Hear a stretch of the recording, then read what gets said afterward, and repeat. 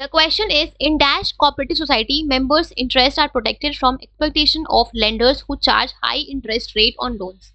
तो यहाँ पे जिस कोऑपरेटिव सोसाइटी की बात की जा रही है वो है आपका क्रेडिट कोऑपरेटिव सोसाइटी।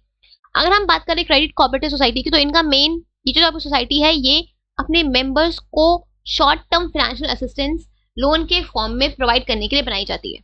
मतलब कि जो आपके मेंबर्स होते हैं उनको अगर उनको फंड्स की रिक्वायरमेंट होती है, पैसे चाहिए होते हैं, तो अगर आप बाहर से पैसे लेने जाओगे किसी बड़े बड़े मनी लेंडर से या जमींदार से आप लोगे, तो वो आपको एक्सप्लॉइट करते हैं हाई इंटरेस्ट रेट चार्ज करके, राइट। और अगर आप बैंक से लेने जाओगे लोन, तो आपको बहुत सारी लीगल फॉर्मेलिटीज करनी पड़ेंगी जो कि टाइम कंज्यूमिंग होता है। तो बेसिकली आपका जो आपकी क्रेडिट कोऑपरेटिव सोसाइटी है, इनका मेन एम क्या होता है कि वो अपने मेंबर्स को जो बड़े बड़े मनी लेंडर्स हैं उनके एक्सप्लॉइटेशन से प्रोटेक्ट करना चाहती है, उनको सस्ते से सस्ते रेट पे इंटरेस्ट रेट पे लोन को प्रोवाइड करा के।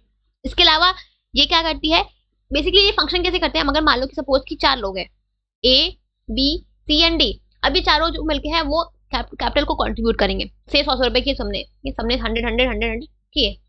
अब मान लो कि बी को रिक्वायरमेंट है मान लो बी को रिक्वायरमेंट है 300 रुपए की, ठीक है। अब ये चारों ने कैपिटल मिलाया, ए बी सी डी ने, ये सब मिलके हो गए 400।